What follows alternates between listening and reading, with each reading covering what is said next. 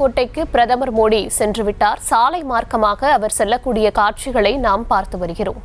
நெல்லை பாளையங்கோட்டைக்கு பிரதமர் மோடி வருகை தந்திருக்கிறார். அவர் சாலை மார்க்கமாக செல்லக்கூடிய காட்சிகளை பார்த்து வருகிறோம். பிரதமரின் வருகையை முன்னிட்டு அங்கு பலத்த போலீஸ் பாதுகாப்பும் போடப்பட்டிருக்கிறது. நெல்லை பாளையங்கோட்டைக்கு பிரதமர் நரேந்திர மோடி வருகை தந்திருக்கிறார். சாலை மார்க்கமாக அவர் செல்லக்கூடிய காட்சிகளை பார்த்து வருகிறோம். வழிநெடுக தொண்டர்கள் அவருக்கு உற்சாக வரவேற்பு அளித்து வருகிறார்கள். கூடுதல் விவரங்களை தர இருக்கிறார் செய்தியாளர் ராஜா. வணக்கம் ராஜா, விவரங்களை வழங்கலாம். வணக்கம். தூத்துக்குடியில் அரசு விழாவை முடித்துக் கொண்டு பிரதமர் மோடி ஹெலிகாப்டரில் நெல்லை பாளையங்கோட்டை ஜான்ஸ் பள்ளி மைதானத்தில் ஹெலிபேடு தளத்தில் ஹெலிகாப்டர் தரையில் உள்ளார். அங்கிருந்து குண்டு துளைக்காத கார் மூலம் பாளையங்கோட்டை பெல் மைதானத்தில் நடைபெறும் பாரதிய ஜனதா கட்சியின் பொதுக்கூட்டத்தில் பிரதமர் பங்கேற்று உரையாற்றுகிறார். இதற்காக அங்கு பிரம்மாண்டமான பந்தலும் கோவில் கோபுரம் போல் நுழைவாயிலும் அமைக்கப்பட்டிருக்கிறது. இந்த பொதுக்கூட்டம் சரியா 12 மணி அளவில் தொடங்கியிருக்கிறது.